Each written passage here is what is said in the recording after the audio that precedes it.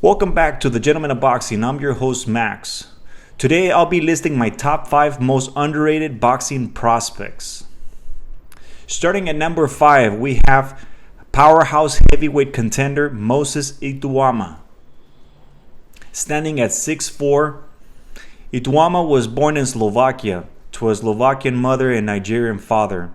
Ituama lived in Slovakia throughout his childhood, but because of racism, they decided to move to the UK in search of a better life.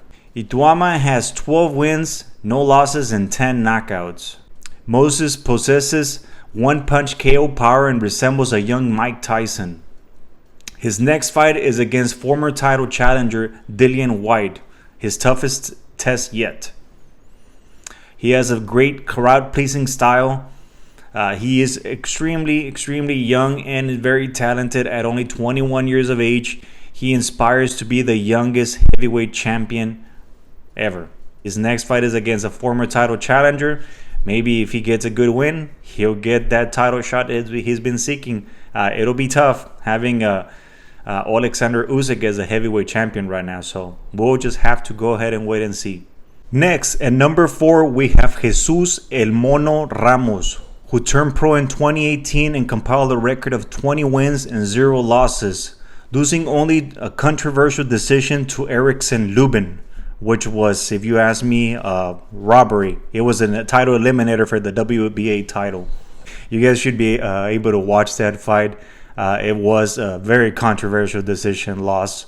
Ramos stands at 5'11". He's pretty tall for the division. He's only 24 years old. He was born in Casa Grande, Arizona. Ramos can do it all, really. He can fight on the inside, on the outside. He can be a pressure fighter. He has a pretty good power, and he's a solid prospect. Honestly, he's gone under the radar for a lot of people. I don't really see a lot of people talking about Jesus Ramos. His next fight has not been scheduled. I know that the most recent fight that he had was against a Dominican fighter, I believe, Rosario. Jason Rosario, I believe was his name, and he ended up winning by TKO stoppage. He was hurting him all throughout the fight. So yeah, he looked pretty solid. I'm looking forward for his next fight. Next on my list is the number 3, Abdullah Mason, fighting out of Cleveland, Ohio, only 21 years old. Abdullah won the National Junior Championships in 2017, the Eastern Regional Open in 2017 and 2018, the Junior Open in 2018 and 2019, and the U.S. Boxing Youth National title in 2021.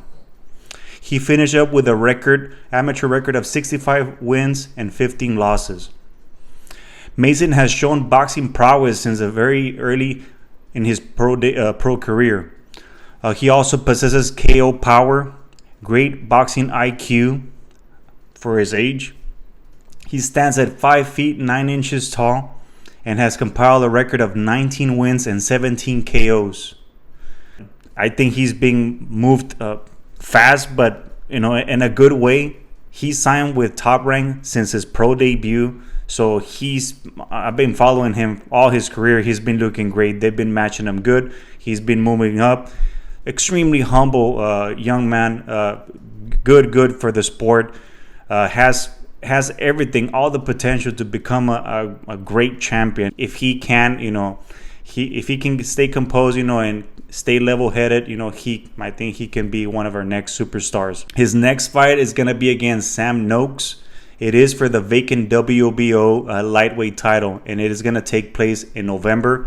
I believe it's gonna be in Riyadh, one of the Turkey Al-Sheikh promotions in Abu Dhabi. I believe is gonna be the fight.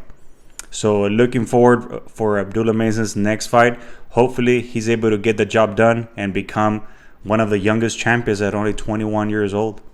Next up at number 2, we have super middleweight contender Diego Pacheco. Born in Los Angeles to Mexican parents, his mom from Zacatecas and his father from Mexico City, he's only 24 years old.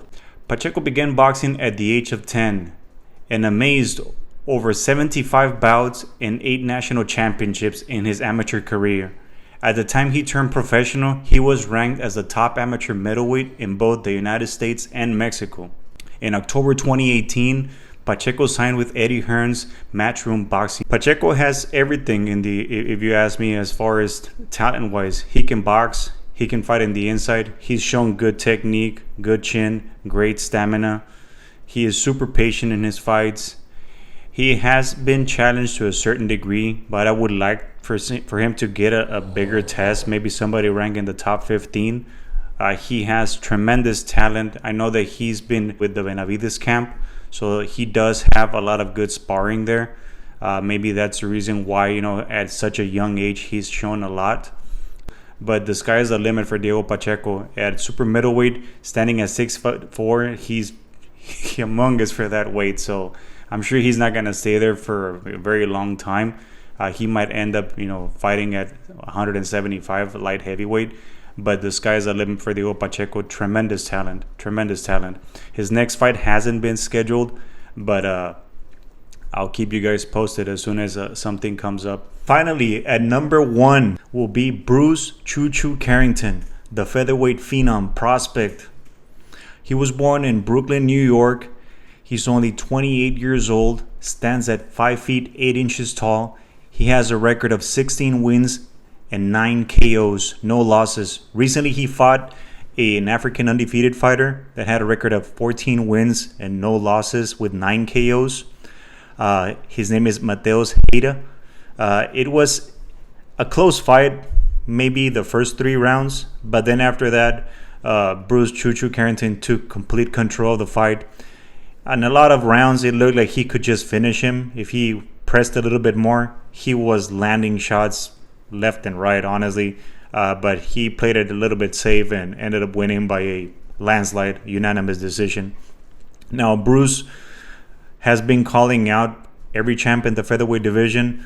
I know that he's called out Rafael El Divino Espinosa, another undefeated featherweight champion.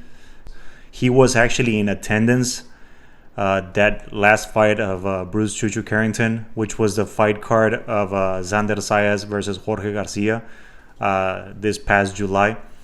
He called him out after his fight. I know that he's been calling out also recently Nick Ball, the UK champion, which is also undefeated. So he's been calling out every champion in the featherweight division. In my opinion, he's ready. He's been ready. He's extremely talented. He can fight in the inside and the outside. He still does have opportunity. He does drop his left hand, I believe, or right hand, I can't remember, when he throws. So he does get a little bit reckless sometimes. But if he just boxes I think he can outbox anybody in the featherweight division, honestly. He's ready for a title shot. I don't know if he'll be able to get a chance at a title this year. I know that there were some talks that he could potentially fight Espinosa in November, but he has no fights scheduled as of now. So we'll just have to wait and see what featherweight champion gives him an opportunity. And I'm sure that could be the reason why they don't want to give him a chance, you know what I mean? Because he has, the potential to upset any of the champions in the featherweight division. But there you have it, folks. That is my top 5 boxing's most underrated fighters, prospects. And I'll see you again in my next episode. But thanks again for joining me in the Gentleman of Boxing. I'm your host, Max. Please don't forget to hit the like and subscribe button. It helps the channel grow and it helps tremendously. Hope everybody has a great day. Stay safe, and I'll see you next time.